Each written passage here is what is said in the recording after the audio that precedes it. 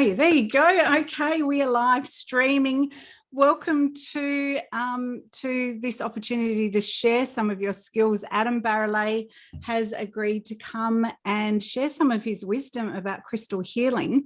And also, I was going to ask him some tips today on how to incorporate crystals into your Reiki sessions.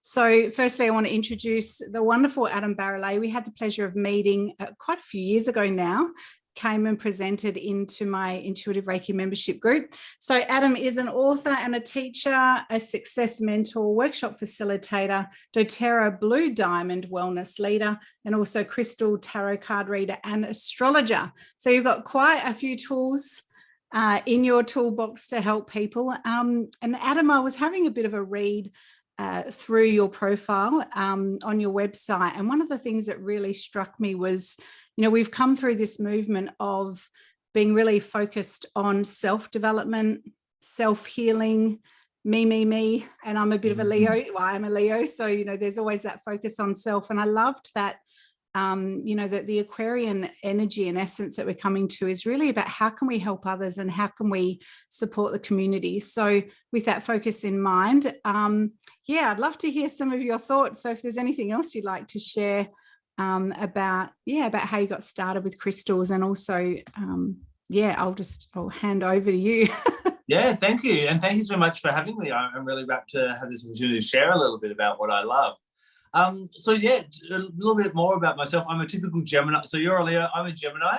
So that's why I have so many strings to my bow, because everything's bright and sparkly and I have to check it out a little bit. So I'm a jack of all trades and a master of maybe a couple of them along the way, just through the amount of time that I've spent with them. So, probably for about close to 30 years now, I've been working with crystals and essential oils, because I grew up in the bushlands of Western Australia. So I've always been surrounded by kangaroos and kookaburras. And so anything from nature has kind of really resonated with me. And when it came to crystals, I bought my first crystal in a crystal shop when I was 17. It was a little amethyst. And when I bought that, I got given a little list of what all these different crystals are good for. And so next week I was back in that crystal shop and bought another one, and another one, and another one, to the point now where I work with about 300 different crystals. Yeah, I couldn't believe that when I read that. 350, I think. Yeah. So quite a collection. And some, I've got some favorites, like friends. We know lots of people. Some we see often and some we just see occasionally. And my crystals are kind of the same in that way. And I was just kind of doing my own thing. And, one of my big interests, and we might elaborate on this as we go on, is, bringing changes into our life through using crystals in that way. And I noticed that these interesting things would happen. Maybe I'd meet someone that I was wanting to meet, or, I didn't know how I'd pay a bill, and there'd be a windfall that would, I'd ask for when working with crystals. And I was just doing my own thing for many, many years, until I actually, about 8 years ago now, started working in a crystal shop. And that's where I ended up meeting people that love crystals, realized how many people love crystals, bought crystals, but didn't know what to do with them.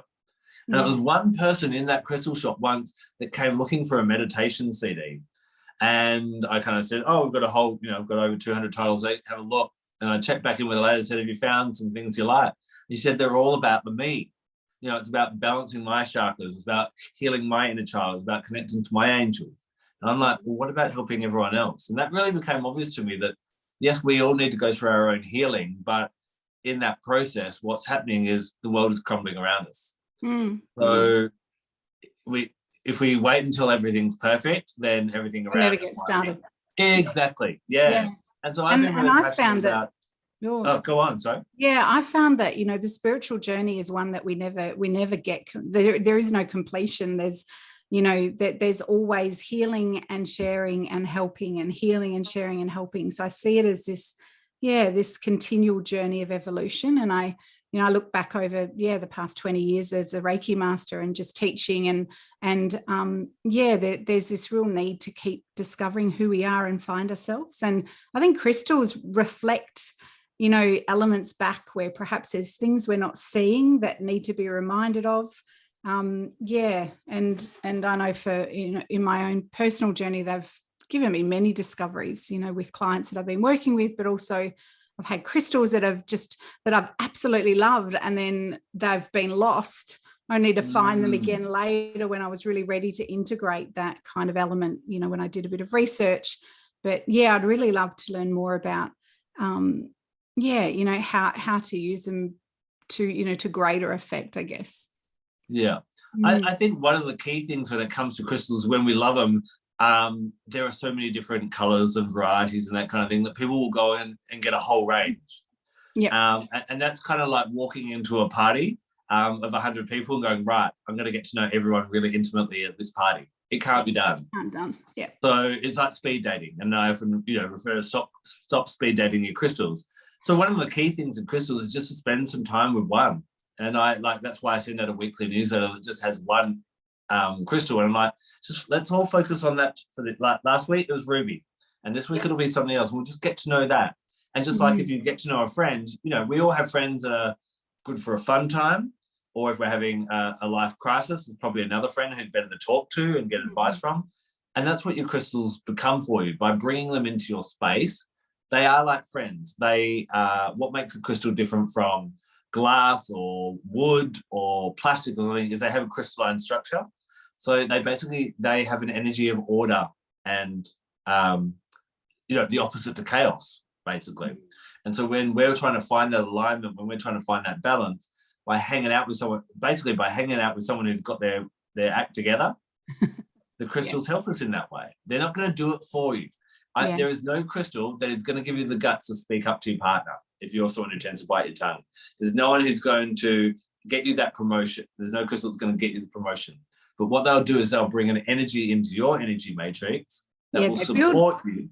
What was that? They build the confidence. Yeah. I had a blue tourmaline, I think. Is it the one for throat chakra and speaking? Is it blue tourmaline? No. It could have been, yeah. Yeah. It's quite like it falls apart in your hands. Like they're quite not polished. It's not blue tourmaline. Kyanite. Was it kyanite? Kyanite, yes, blue kyanite. That's it. Yeah. And I had a piece of that in my pocket. And whenever I would start to teach or whenever I felt nervous about doing something, I just reach my hand into my pocket and I just touch it and connect with it. And I would just get this surge of energy. But it's not that, you're right, it didn't take away the fear. The fear was still there, but it was almost like I just didn't feel I was walking the path alone. It's like the crystal kind of supported and held me. And I noticed I had it for years and it traveled everywhere with me, this one little crystal. So don't think that it has to be big. This is my favorite at the moment. I'll tell you a story about this. This is Lemurian quartz crystal. But yeah, and then it broke in my pocket when I got to a place where it was like, okay, I think I needed to rest it or needed to move on to something else. So I kind of see significance when crystals break or pieces kind of separate. Do you have anything, you know, on that from your experience? When crystals break, first of all, they're not all diamonds, they're not all indestructible. So people go, oh, a crystal broke, what does that mean? First of all, it can mean that you've been a bit rough with it. Around. Yeah, chucking it in your handbag. And like, yes, everything has a divine meaning, but we don't always have to go, oh, well, you know, I accidentally knocked my crystal off my desk and it broke in two on the tiles. Does that mean something? It means you're clumsy. That's all it means. You broke your crystal because you didn't look after it. Yeah. But what I find, again, using this analogy of people, just if we overwork a person, if I make you work at, 7 days a week and don't give you a break, then you'll do one or two things. You'll either have a breakdown and fall apart, or you'll break up with me, you'll leave, and you'll go. And they go missing. And so this is why we talk about cleansing crystals, cleansing crystals is giving them a holiday from all the chaos of your life and putting them back out in nature.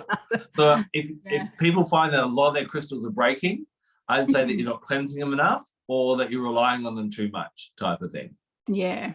I've had some incredible things. I remember once early in the years, I worked at Starlight Children's Foundation and there was this little crystal. I can't remember what it was, but I had it on my mantelpiece. And it was like you said, it was a tumbled stone. I'd come across it or bought it in a shop. I worked in a crystal shop as well years ago. Yes to life. It used to be Harmonious in Armidale. And And it was on the mantle, and it was it had nothing in it, very clear inside it. And when I was working at the hospital, there was a boy in there that had cancer, and he had a lot of tumors in his body. And I ended up feeling compelled to give it to him as a gift. And I just said, I think you might like this. He was talking about crystals. And I'm like, oh, I've got one I'll bring to you. And what's interesting is within 2 to 3 days, it started forming clouds within it. That almost was representative to me of, just the crystal giving a representation of what was going on in his body. And it was just so fascinating because, to see that structure change within such a short amount of time of it becoming in his energy just really helped me to see these things have an essence and an energy. They're not just this stagnant kind of rock that doesn't move, because the changes are so gradual. And yeah, there's been a couple of times in my life where I've actually watched a crystal right before my eyes take shape and change inside. That was one time. And the other time was this, we had this in Yes to Life, we had this rose quartz prism that was like a pyramid. I think it was 4-sided. And we were working with one of the Reiki symbols because someone had told us that it had been negatively cleansed, and we kind of didn't resonate with that. We're just like, yeah, exactly like your face just went, what? Yeah. And in response to it, when I talked to Raylene about it, she's just like, oh, and she picked it up in her arms and she said, I love you and I think you're perfect just the way you are. And then she literally put it back down and she did one of the Reiki master symbols over it. And we're both standing there watching. And as she did, this white light line went whoosh, right up through the center of the crystal. And we're just like, we both just saw that, because usually they do these things in hiding when no one's watching, and you come back and you subtly see these changes. But it was magnificent just to see that they really do talk to us, and they really do respond to, to what's going on in our environment. And I do believe there's a greater purpose to help us. And I wonder what you thought about that, Adam. Yeah, why I haven't been able to find a logical or a scientific reason why crystals will do the different things, but there are countless stories where they do. But when we look back at all the Indigenous and the First Nations and people that lived in harmony with the land, they didn't just see humanity as having a consciousness and the animals as having a consciousness. The trees did, but also a mountain did, a river did. Everything had a consciousness. And maybe just because we can't pick up the personality of a crystal, it doesn't mean that it doesn't have that consciousness. And I think it's just a more subtle thing that we're slowly maybe learning a bit more to acknowledge in that way. And so true. When I was in Hawaii, they actually thought that the mountains and the rocks had a higher sacred, like they held it as deeply sacred. And then it was animals, and then people were down the bottom in terms of the hierarchy of consciousness and our evolution. And I went to Mount Holyoakali, and they basically said you're not to take any of the stones off the mountain because that's seen as taking from the earth, and then they believe there'd be curses or there'd be an energy. They believed in what you give comes back. So it was like, don't take any crystals from and because I was, of course, I'll pick up things and grab them on, I wanted to put rocks in my pockets, and I'm like, okay, they're all staying on the land. Yeah, definitely. And it does teach you to appreciate things and not always to harvest everything and take it for yourself. It's kind of like sometimes there is this beauty about trusting nature and and I think that's like, I think I remember reading that the crystals like to be brought back to the earth every now and then, and that's part of the cleansing, isn't it? Just connect them back in with nature and get them out of our concrete homes. Exactly. Yeah. No, like you said, someone said that the crystal been negatively cleansed. I'm not too sure what they meant by that, but there's lots of different ways of cleansing crystals, and some people like to use something like Reiki or white light or that kind of thing. But my kind of approach is that we call on crystals to help us find balance. And if we're then trying to balance the crystals, like the broken helping the broken.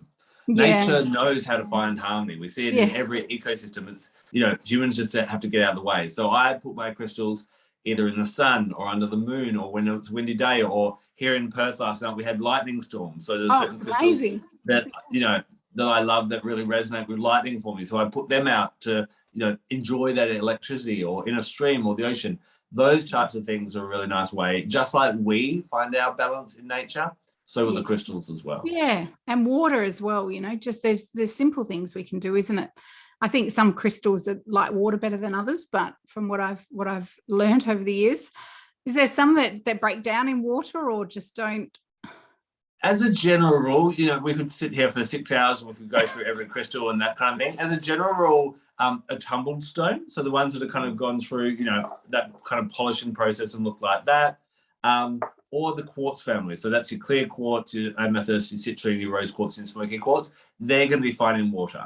If it's a raw stone, as a general rule, I wouldn't put that in water type of thing. Okay. There will be some that would be fine, but again, as a just general, quartz and your tumbled are fine. Everything else, put near water, near a stream, near the ocean, can be a quite nice effect, especially those watery blue coloured stones. Yeah, beautiful. Well, thank you so much for coming on and sharing your wisdom and guidance. How can people best contact you, Adam, if they want to learn more about crystals?